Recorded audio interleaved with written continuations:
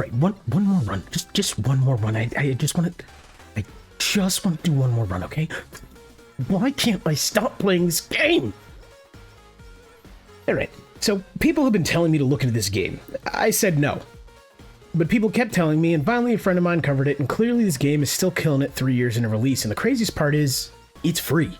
I'm talking about HoloCure Save the Fans. This game is actually amazing, but this isn't a review. This is a why it works video. By the end of this video, I want you to understand why a free fan game with no marketing budget outlasted most of the paid competition in its own genre. And wait, before you leave, just because of the anime aesthetics, wait until you hear what I have to say, because seeing the pull this game has and the effect it has on people who play it, I had to figure out why.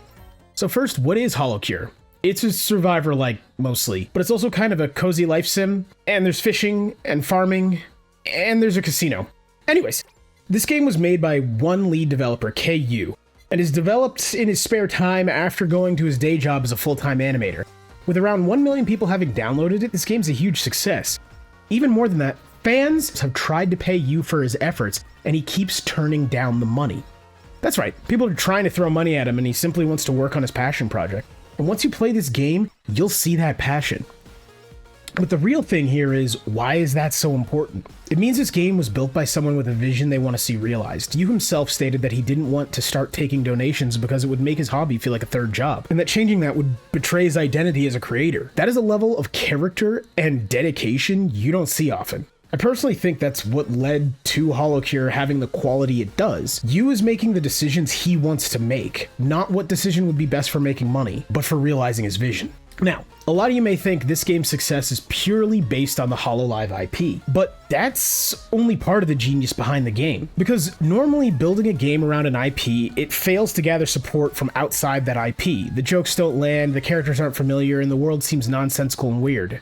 And as someone from outside of this, the world still seems kind of nonsensical and weird, but here, the gameplay is completely universal. No, I'm not saying everyone's going to like it. I am saying that everyone can enter with almost no friction. I'm not a HoloLive fan, nor do I really watch VTubers, and I gotta tell you, this game has me completely hooked. Sure, there are jokes I don't understand, but I don't need to. Yeah, the character I play has an ability called Lust, and when it triggers, they get pixelated.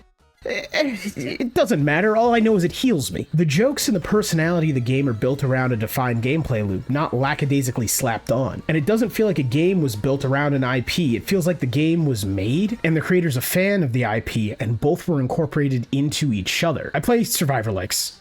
A lot of them. And this is right up there with some of the best. Yeah, I said it.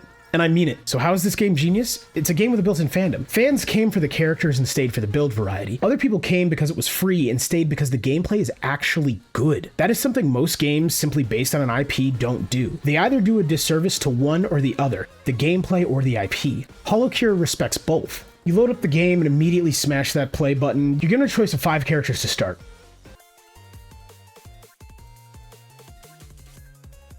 I don't know who the fuck these chicks are, but the one with the big ass size seems cool. And you're in your first run, just like any other good survivor-like. The enemies start coming, and it's slow at first, one by one. You dispatch them, and then you notice this music is a bit much. Wait, no. It's actually an absolute banger.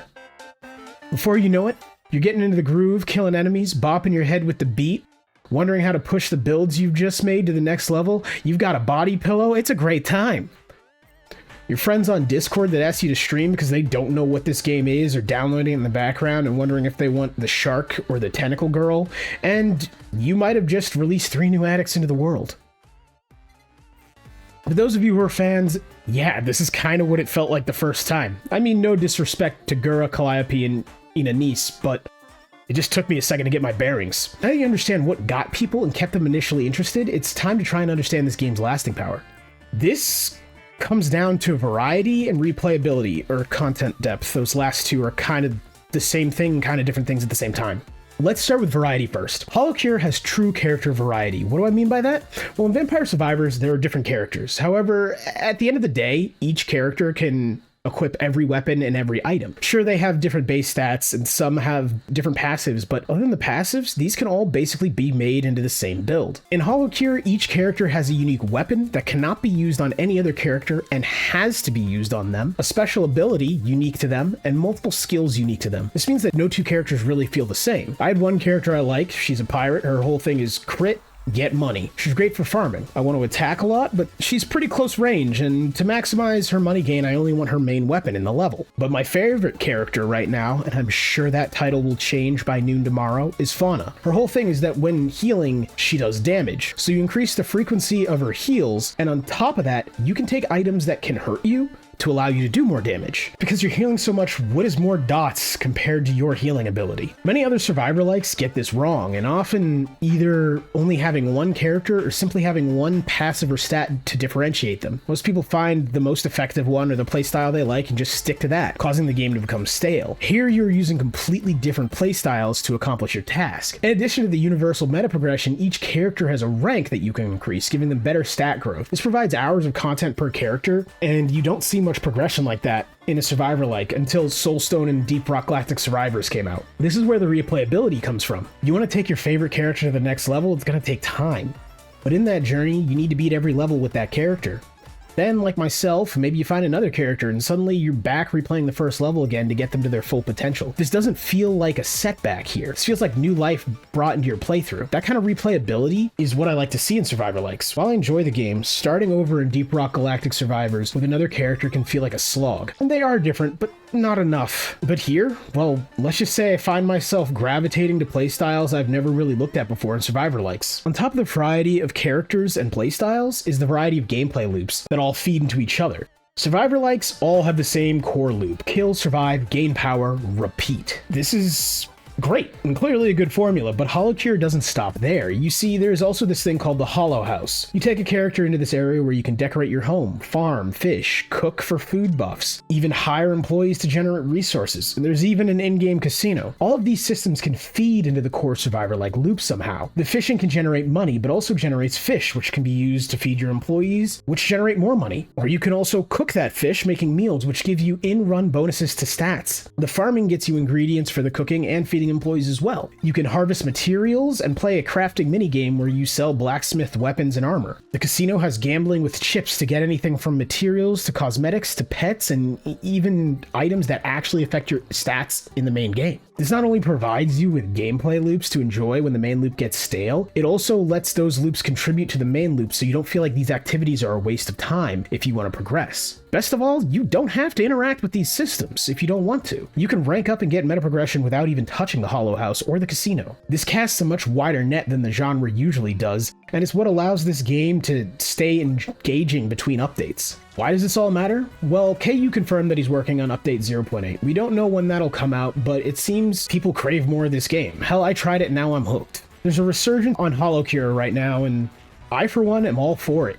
If you hadn't played it, it's free. The fact that 3 years after release, the community still gets hyped to play this game, talk about it, and await the next patch is proof of its quality. The community currently seems to be a bit split between some people who are frustrated with the long wait for update 0.8 and others simply patiently waiting. But that's kind of what's interesting to see about this, is people are still playing or watching with anticipation. It's been 3 years. If this game wasn't good, there wouldn't be frustration at the dev for the next update. There just wouldn't be anyone talking about it anymore. I came in skeptical as someone who doesn't watch VTubers, and I really have no want to. I said no to trying the game because I thought, well, I have survivor-likes at home, but I came away genuinely enjoying my experience and wanting more. The survivor-like gameplay mechanisms are all there: weapons, items, level-ups, fusions, and they're all done well. So yeah, to those of you who might not like the anime aesthetic, you might still enjoy this game. If you've played it already and drifted away, now seems to be a decent time to come back. The runs hold up.